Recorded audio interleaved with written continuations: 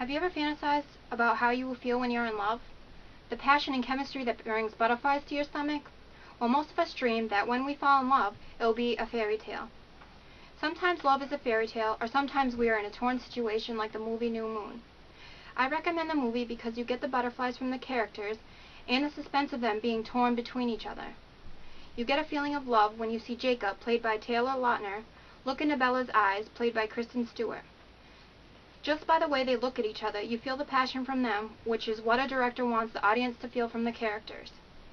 That passion is the passion you see in the first movie Twilight when Edward, played by Robert Pattinson, and Bella look at each other. Of course, we remember that passion and expect it from the new moon in the beginning. But for some reason, Kristen Stewart doesn't make me feel that in the beginning. This is the only weak part that I get from New Moon. That passion could have been missing because Bella is dumped by Edward towards the beginning. Bella does make you feel how upset she is. Just by sitting in the same spot for days without moving an inch gets that across to the audience. Besides getting feelings from the movie, secrets of vampires and werewolves keep this movie interesting, suspenseful, and me into the movie. I kept wondering when Bella would find out her good friend Jacob is a werewolf. The secret came out when Jacob morphed into a werewolf to save Bella from a bad vampire. The special effects of Jacob morphing into a werewolf and the way his eyes glazed looked at Bella made you feel what Jacob felt for Bella.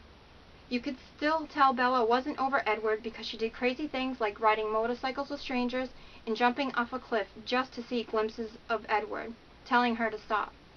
You could also tell Jacob was slowly getting Bella over Edward when Bella spent all her time with Jacob, and by when Bella and Jacob looked at each other and almost kissed. I love that the plot is showing how one can be torn between two people just like sometimes in real life. The ending I thought was good and bad at the same time. It made you wonder who she's going to choose because she doesn't tell us in the end. People won't want to read the next book in the Twilight series or have to wait for the next movie. If she did tell us, then that could have just been the end with nothing for us to look forward to. So are you Team Jacob or Team Edward? How is Bella going to choose between that glittering skin of a vampire or that buff tan body of a werewolf? I guess we will be in suspense till the next book or the next movie. Go see the New Moon of the Twilight series and figure out if you're Team Edward or Team Jacob.